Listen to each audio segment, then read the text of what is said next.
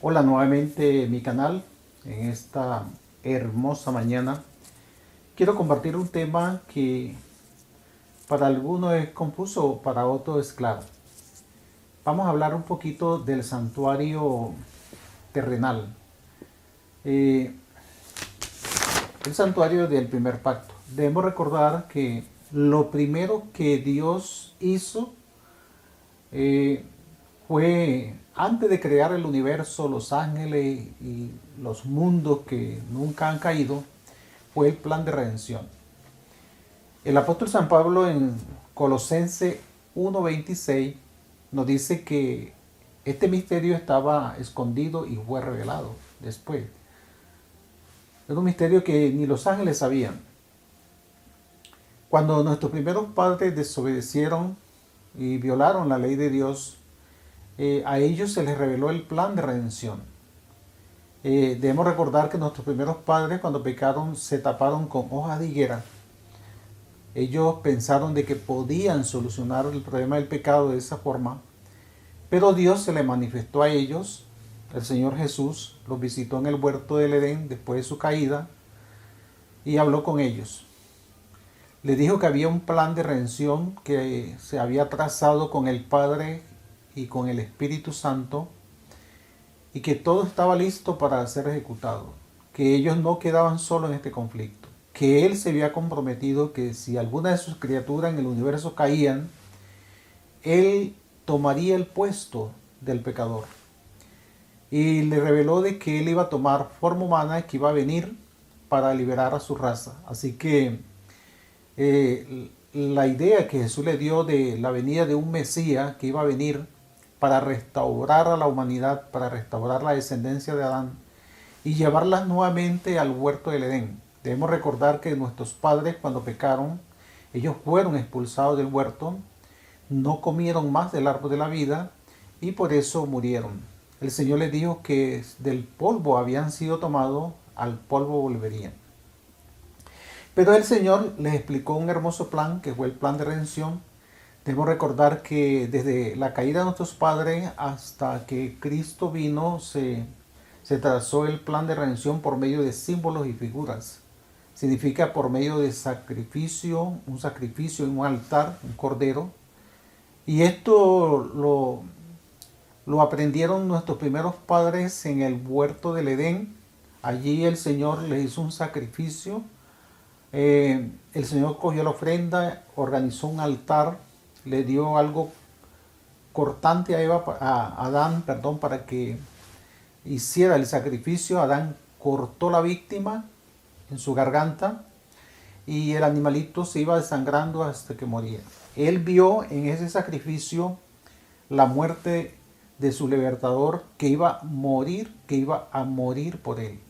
Entonces, cuán doloroso fue para Adán ver todo esto, que Dios en su infinito amor había diseñado un plan para él. Y por eso el apóstol Pablo allí en Colosenses en el capítulo 1:26 dice que ese misterio nos fue revelado. ¿Nos fue revelado a quién? A nuestros primeros padres. A ellos les fue revelado ese hermoso plan de redención. De ahí hacia adelante toda la generación de Adán practicaron esto. Debemos recordar que Caín, que se apartó de la descendencia de su padre, que vivió aparte, debemos recordar que de Caín no salió nada bueno. Una generación perversa e idólatra que pervirtieron el sistema que Dios había diseñado del sistema religioso, por ejemplo, del altar, de la ofrenda.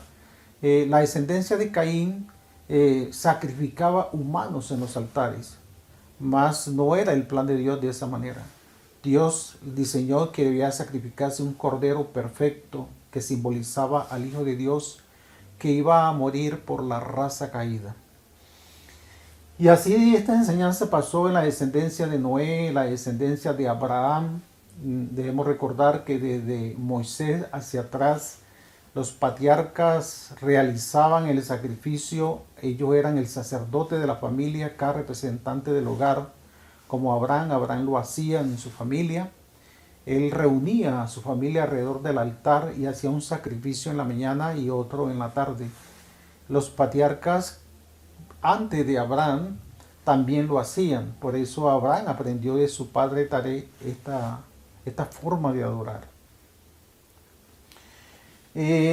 Cuando Dios hizo un pacto con Israel, que renovó el pacto que había hecho con Abraham, lo renovó en el monte del Sinaí. Al frente estaba Moisés. Moisés subió al monte y Dios le mostró en visión un santuario celestial. Y se le dio orden a Moisés para hacer un santuario en miniatura, algo pequeño. Dios le dio las dimensiones, cómo lo iba a hacer, las cortinas que iba a tener, todos los colores, todo el mobiliario del santuario que él iba a realizar. Y dijo, hazlo conforme al modelo que se te ha mostrado en el monte. Así que el templo celestial es inmenso, grande, pero el que le hizo fue pequeño. Era desarmable. Cuando ellos se podían movilizar, lo podían desarmar, y donde llegaban lo armaban nuevamente. Este santuario estaba dividido de esta manera. Estaba una cortina alrededor del santuario, algo que cubría la parte exterior para que no entrara nada. Estaba bien organizado. Es el atrio. Y allí en el atrio estaba el altar del sacrificio. Más adelante estaba el lavacro de agua donde los sacerdotes se lavaban las manos y los pies antes de entrar al santuario. Y después estaba el santuario en el centro. Allí al entrar al templo, al santuario, era el primer compartimiento que se llamaba el lugar santo. A mano izquierda, a la entrada, estaba el candelabro. En la mano derecha estaba la mesa de los panes de la preposición. Al frente estaba el altar del incienso, y cerca del altar estaba la cortina que dividía del lugar santo al santísimo. En el lugar santísimo se encontraba el arca del pacto, que tenía la ley de Dios, la jarrita de maná, y también estaba la vara de Aarón. Todos estos detalles fueron puestos allí, y cerca del arca estaba el rollo de la ley, allí a un lado, en el lugar santísimo. Estaban todas las instrucciones dadas a Israel, todas las amonestaciones estaban allí escritas, todas las instrucciones referentes a las ofrendas, cómo se debían realizarse, los meses, las lunas nuevas, todas las fiestas que iban a realizar, todo estaba escrito. Ellos lo hicieron, hacían todo lo que Moisés le había escrito exactamente como Dios lo había mandado. Así que los sacerdotes realizaban una ofrenda en la mañana y otra ofrenda en la tarde, todos los días. No me voy a meter detalladamente al santuario, voy a explicar lo más esencial. Pero cada año hacían otra fiesta que se llama el Día de la Expiación. Se reunía todo el pueblo alrededor del santuario. El sumo sacerdote cogía 2 corderos, tiraba suerte sobre ellos. Uno lo dedicaba para Dios, el que le caía era dedicado para el Señor. Pero primero, antes de hacer esto, él cogía un cordero y lo ofrecía para él y su familia, así para estar totalmente limpio para realizar la ofrenda a favor del pueblo. Después que caía la suerte sobre esta ofrenda, él cogía el cordero, lo degollaba, cogía la sangre y entraba por el lugar santo, atravesaba el lugar santo, llegaba, abría la cortina del lugar santísimo y llegaba al lugar santísimo. Allí en el arca se manifestaba allí la gloria de Dios. En el arca habían 2 querubines que miraban hacia abajo, tendían sus alas y miraban hacia abajo, símbolo de la reverencia ante la presencia de Dios y ante su ley que estaba allí. El sumo sacerdote untaba un poco de sangre de la que llevaba la ofrenda y la untaba en los cuernos del arca, y salía, atravesaba el lugar santo, llegaba donde estaba el altar de los sacrificios, y al pie del altar de los sacrificios vaciaba el resto de la sangre. Simbólicamente, todos los pecados que Israel confesaba en ese año salía simbólicamente sobre él. Y dice que ahí había el cordero que quedaba vivo, se acercaba a él, ponía su mano sobre él, confesaba los pecados de la nación y simbólicamente los pecados que él traía del santuario pasaban directamente a este cordero. Ese cordero era desterrado de la presencia de Israel, llevado al desierto, allí era devorado por un animal, moría ahí en el desierto. Muchos no han podido comprender a quién se refiere este cordero. Este cordero no se refiere a Cristo, porque ese cordero no era sacrificado. Debemos recordar que el que se sacrificaba representaba al maestro. Entonces, ¿a quién representa ese cordero? Donde el sumo sacerdote ponía su mano y los pecados de él, de todo el pueblo y de él, caían sobre él. El macho cabrío vivo representa a Satanás. Debemos recordar que todos los pecados cometidos por el pueblo de Dios que han sido perdonados van a ser puestos finalmente en la lista del diablo.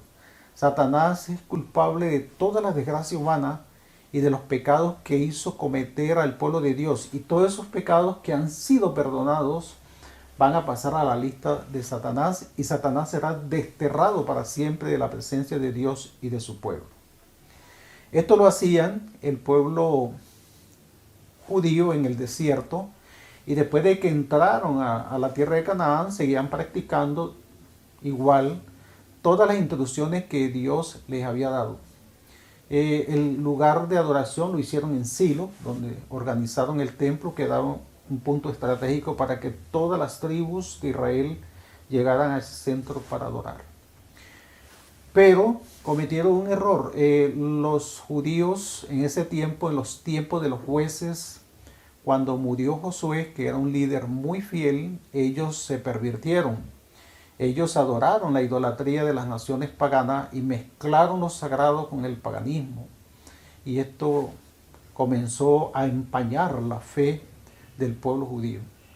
Satanás estaba detrás de todo esto para que las promesas de Dios no se cumplieran en la nación judía, para que Dios destruyera finalmente su nación. Pero Dios soportó con paciencia en los tiempos de los jueces, que fue un periodo más o menos de 450 años, y Dios llevó el asunto de una forma, ordenada, con sabiduría, y Dios levantó jueces en medio de ellos que guiaron al pueblo, hasta que se levantó un juez como Samuel, que para mí, fueron los mejores jueces, fue el mejor juez que reinó en Israel. Después viene el periodo de los reyes, que fue del tiempo de Saúl hasta el último rey que reinó en Israel, que fue el rey Sedequías, que fue llevado cautivo a Babilonia. El tiempo de los reyes, que fue más o menos un periodo de 420 años, según las estadísticas que he sacado en la palabra de Dios, de los reyes, los años que gobernaron de la tribu de Judá.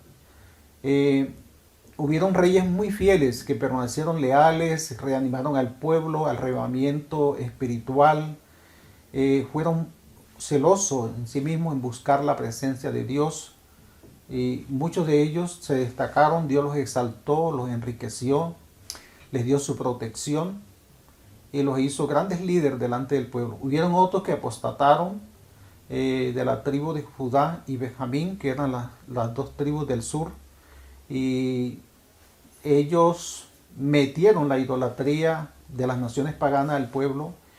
Y hubo un rey que fue podemos decir, muy apóstata, muy malo, que fue el rey Manasés, que aún cerró el templo para que no se adorara. Pero más adelante su hijo, que fue fiel, abrió nuevamente el templo, hizo lo mejor para el Señor. Todas estas cosas empañaron al pueblo de Dios en la adoración, en lo que refiere a lo espiritual. Las cosas sagradas fueron empañadas por el paganismo que se introdujo en la historia del pueblo de Dios en el pasado.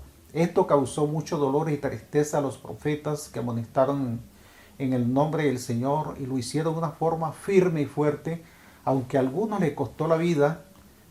Muchos de ellos fueron asesinados, otros fueron encarcelados, otros fueron desterrados, pero hicieron la obra que tenían que realizar. El templo, las cosas sagradas que nosotros miramos que Dios ha especificado, Satanás siempre las ha atacado para que no den el brillo que deben dar. En ese tiempo nosotros conocemos que Salomón hizo el templo, que fue una hermosura, pero que al final de los 420 años después de los reinados que sucedieron, las 10 tribus del norte apostataron total, fueron llevados cautivas por Asiria.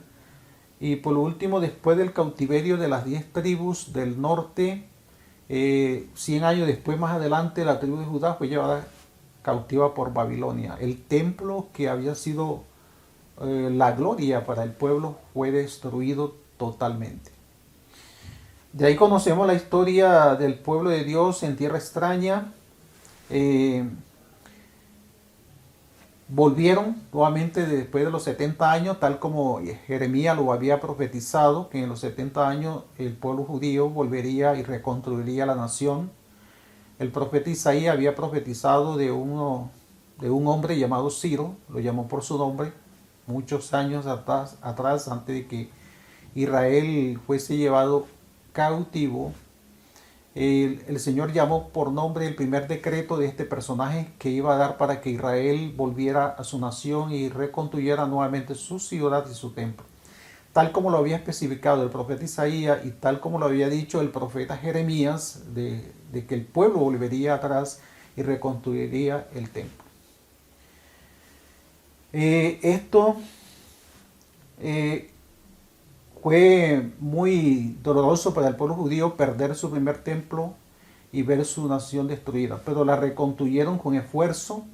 Satanás se opuso para que la nación no volviera a ser reconstruida ni el templo, pero Dios, por medio de estos monarcas paganos, permitió que Israel volviera a su nación nuevamente. Conocemos la historia de Esther y otros personajes en la Biblia que estuvieron cautivos y los sucesos que sucedieron allí, pero Dios estuvo en medio de su pueblo y cumplió su promesa de volverlos nuevamente. De ahí hacia adelante, cuando volvieron a su tierra natal y reconstruyeron el templo, quiero decirte que la nación judía no permaneció tan leal a Dios. Todavía habían deficiencias, habían hombres judíos que habían tomado esposas extranjeras, fueron desalojadas de la nación, fueron echadas estas mujeres. Nosotros conocemos la historia en los tiempos de Nehemías, que expulsó a estas mujeres de ahí de la nación. Querían tener una nación pura, querían ser una nación diferente, querían servir a Dios. Israel quedó curado totalmente de la idolatría con este exilio. No adoraron más ídolos de las naciones paganas, pero cometieron otro error. Se aislaron de las naciones circundantes, establecieron allí, se encerraron en su propia religión y pensaron de que los gentiles no tenían la oportunidad de escuchar los grandes mensajes de Dios. Y Satanás hizo toda la forma de que el pueblo judío se aislara de las naciones, pero los tomó e hizo de que los ritos fueran algo que se hacían constante, pero sin un sentido espiritual. Se perdió el objetivo de esto. Israel era muy estricto en los servicios religiosos, pero perdieron el significado de lo que significaba esto. Debemos recordar que a nuestros primeros padres, Adán y Eva, se les mostró una ofrenda. El cordero representaba a Cristo como el Salvador que tenía que venir, pero ellos perdieron de vista todo esto. Esperaban el Mesías, pero lo esperaban a su manera, no como los profetas lo habían especificado. El profeta Isaías había hablado siglos atrás de la venida del Mesías. Por ejemplo, en el capítulo 42, en el versículo allí 6, nos habla estas palabras: yo Jehová te he llamado en justicia y te sostendré por la mano, te guardaré y te pondré por pacto al pueblo, por luz a las naciones. Hablaba de Jesús. Si tú analizas en el capítulo 42 de Isaías, habla de la venida del Mesías, iba a ser ungido, iba a ser bautizado, y por medio de él nuestro Padre Celestial iba a traer luz a las naciones. Pero hay un texto que me llama la atención. El versículo 9 dice: he aquí se cumplieron las cosas primeras y yo anuncio cosas nuevas. El Señor Jesús había venido para hacer una gran reforma a su nación. ¿En qué forma? Debemos recordar que los sacrificios y ofrendas que fueron dados a nuestros primeros padres deberían tener un cumplimiento. Y en el cumplimiento estaba escrito en los profetas que iba a venir uno que iba a tomar nuestra naturaleza humana, el Dios del cielo, el Hijo del Eterno, iba a descender en medio de nosotros y tomaría nuestra naturaleza. ¿Ve? Todo está escrito. Si tú lees el libro del profeta Isaías, allí está, habla de María, habla de su nacimiento, habla de su ministerio, habla de su bautismo, habla de su reino eterno, habla de su sacerdocio en el cielo. Todo lo habla el profeta Isaías. Y allí estaba especificado en la palabra de que él traería nuevas cosas. ¿En qué forma? Al dar su vida por nosotros, la ofrenda que representaban todas las figuras del templo terrenal, todo lo que estaba allí, lo que prefiguraba las fiestas, todo lo que encerraba en el templo terrenal que Dios le había dado a Moisés y que las enseñaron a través de las generaciones, apuntaban al Redentor del mundo, que era Jesús.